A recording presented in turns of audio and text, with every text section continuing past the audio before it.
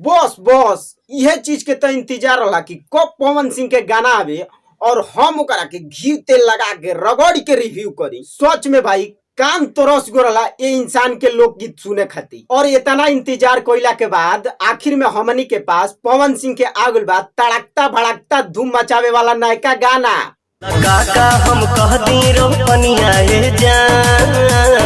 Pure देसी कहाला नु वही देसी अंदाज में आइल बा पवन भैया के ई गाना। और पवन भैया खूब ट्रैक्टर से हर जोता तड़े और गाना यही हिट हो जाता। ये बड़ी अच्छी बात कही आप।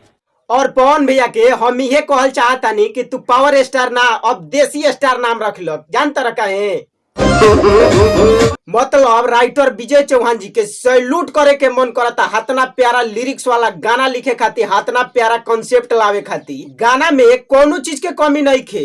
हर आदमी लाउड स्पीकर पर गाना बजा के सुन सकता और यही बात पर तोहनी लोग के कह सकता रलो। पवन भैया जैसे खेत में ट्रैक्टर चलावत ताने और कंधा पर कुदार लेके जाताने और बिया छीटत ताने, वही से पता चल जाता कि गाना में कितना मेहनत कइल बा और गाना कैसे हिट हुई।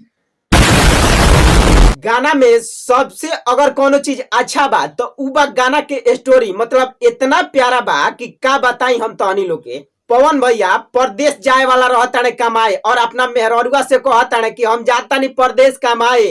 बताओ कौन कौन तरकारी रोप के जाई ताकि तहारा तोर तरकारी लेवे खातिर बाहर ना जाए के पड़े। और यही बात पर पवन भैया के मेहररुआ कहतिया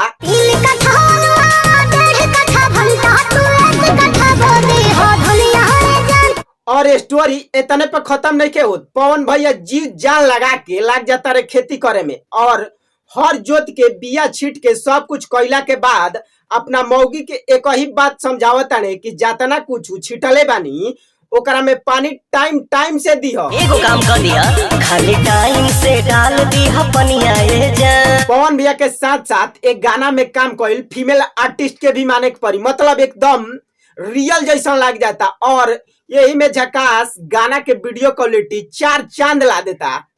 बात तो सही है। रियल में भाई लोग भोजपुरी में पवन सिंह लेखा के होये नहीं के। इतना बड़का सुपर स्टार होके इनकरा तो बड़का बड़का गाना करे के चाहिए।